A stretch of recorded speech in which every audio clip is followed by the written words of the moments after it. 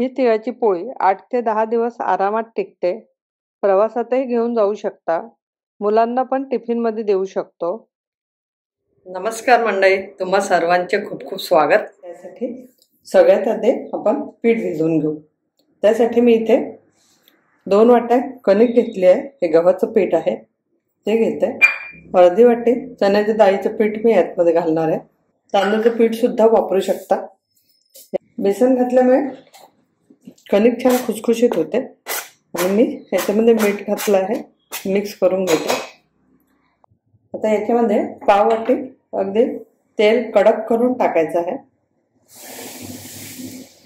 त्यामुळे आपली ही पोळी अगदी खुसखुशीत होते. आता हे गरम असल्यामुळे मी चमच्यानेच आधी मिक्स करून घेते. आता मी याला हाताने छान मळून घेते, म्हणजे सगळीकडे हे आपण मोहन टाकलेलं तेल आहे सगळीकडे छान व्यवस्थित लागलं जातं.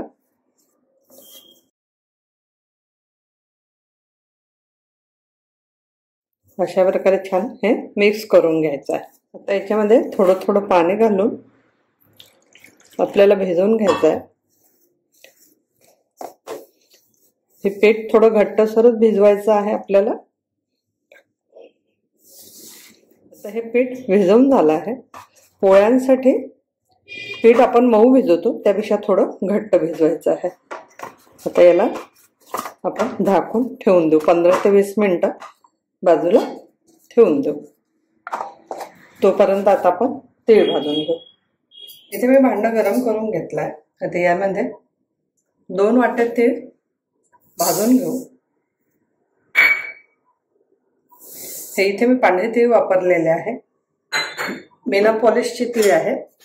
बिना पॉलिशचे तीळ खायला छान लागतात. मंद आचेवरच हे तीळ भाजून घ्यायचे आहे. तीळ भाजायला जाड बुडाचं भांडं घ्यायचं, त्यामुळे तीळ जळत नाही आणि छान भाजल्या जातात. सतत हलवत हे तीळ भाजून घ्यायचे, त्यामुळे सगळीकडून एकसारखे ते तीळ भाजले जातात.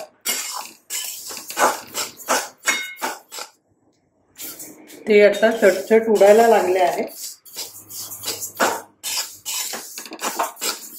आपले तीळ भाजून झाले आहे. त्याचे 2 दाणे तोंडात टाकून बघायचे. दाताने जर तुटत आहे तर ते छान खमंग भाजले गेले आहे. आता मी हे तीळ काढून घेते. एका प्लेटमध्ये त्याला मी काढून थंड करायला ठेवते. तीळ भाजायला मला 2 ते 3 मिनिटं लागले. आता याच भांड्यात 1 वाटी शेंगदाणे भाजून घेऊ. मिडियम आचेवर आपल्याला शेंगदाणे खरपूस छान भाजून घ्यायचे आहे.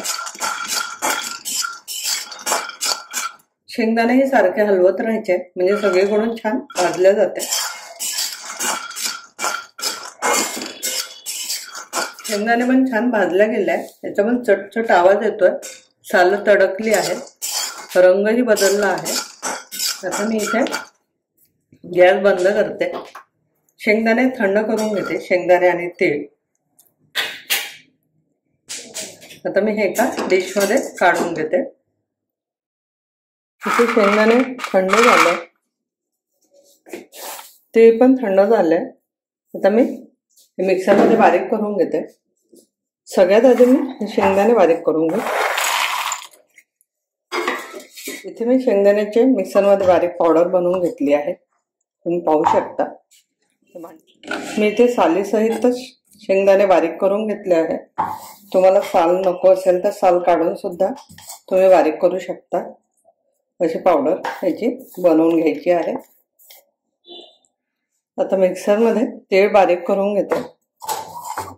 तीळ पण मिक्सर चालू बंद करत नाही बारीक करून घेणार आहे, त्यामुळे त्याचा एकदम असा गोळा तयार होणार नाही. तीळ पण म्हणजे तीळ बारीक करून घेतले, हे याच्यामध्ये घालून करून घेतले आहे. आता याच्यामध्ये गूळ मी चिरून घेतला आहे, तो 3 वाट्या घालणार आहे. आता मी हाताने छान याला मिक्स करते. आता हे छान मिक्स करून घेतलं आहे. तरी पण याच्यामध्ये गुळाचे खडे राहू नये म्हणून आपण मिक्सरमधून एकदा याला फिरवून घ्यायचं आहे.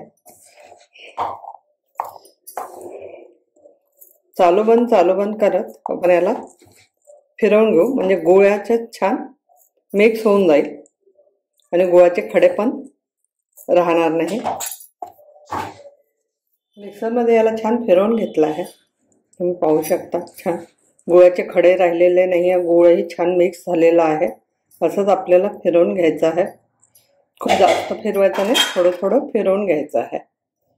आता याच्यामध्ये अर्धा चम्मच वेलची पावडर घालूया. त्याच्यामध्ये जायफळ पण किसून टाकू शकता. याला छान मिक्स करून घेऊ. आता हे आपलं सारण तयार आहे. 20 मिनिट हे पीठ बाजूला ठेवलं होतं. तर हे छान मुरलं आहे. याला थोडस तेल लावून चोळून घेऊ.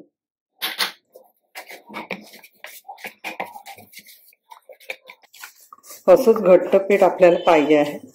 पीठ घट्ट असेल तर सारण पोळीमध्ये शेवटपर्यंत छान पसरते. त्याचे छोटे छोटे गोळे करून घेते.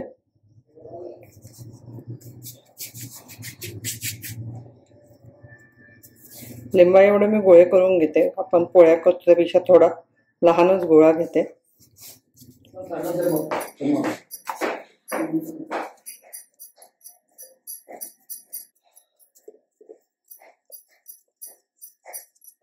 ह्याचे वाटे बनवून घ्यायचे. आपण पुरणपोळी भरतो त्यासारखं. याच्यामध्ये सारण भरायचं आहे. आता याच्यामध्ये सारण भरून घेऊ.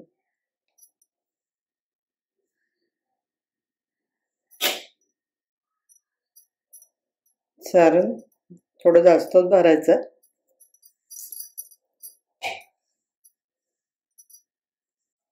आता हे याला छान दाबून भरून घ्यायचं आहे.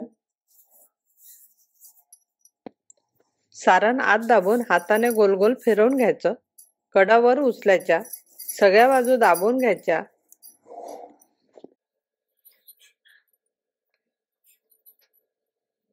वरचं जास्तीचं पीठ काढून घ्यायचं. त्यामुळे पोळीचं आवरण जाडसर होत नाही.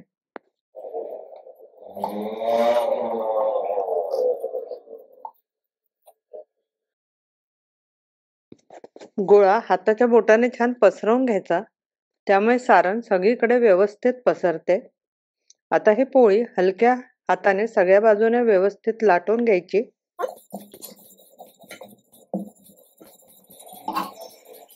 आता इथे पाहू शकता आपण सगळ्या बाजूने व्यवस्थित लाटली गेली आहे पोळी. सारण आहे सगळीकडे छान पसरलेलं आहे. आता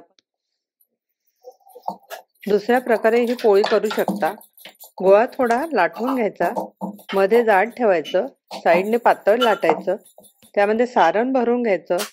मोदक बनवतो त्याप्रमाणे प्लेट्स करून तोंड बंद करायचं.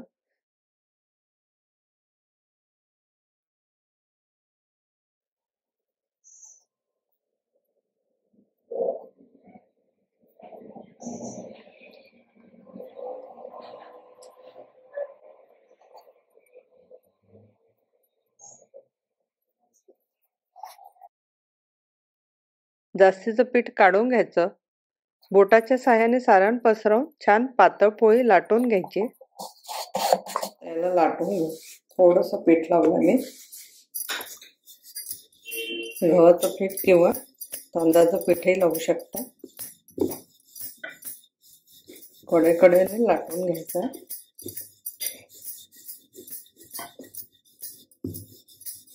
आता इथे पाहू शकता आपण सगळ्या बाजूने व्यवस्थित लाटली गेली आहे पोळी. सारण आहे सगळीकडे छान पसरलेलं आहे. आता आपण हे पोळी भाजून घेऊ. तवा गरम झालाय. आता हे तिळाची पोळी आपण याच्यावर तव्यावर भाजून घेणार आहोत.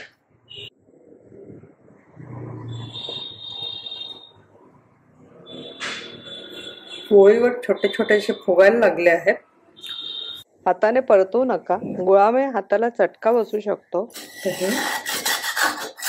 पोळी छान असे फुगायला लागले. आता परतवून घेऊ. आता इथे याच्यावर थोडंसं मी तेल लावत आहे. तूपही लावू शकता किंवा तेलही वापरू शकता. थोडंसं याला तेल लावून घ्यायचं आहे. पाहू शकता छान पोळी फुगली आहे. आता दुसऱ्या बाजूने आपण भाजून घेऊ.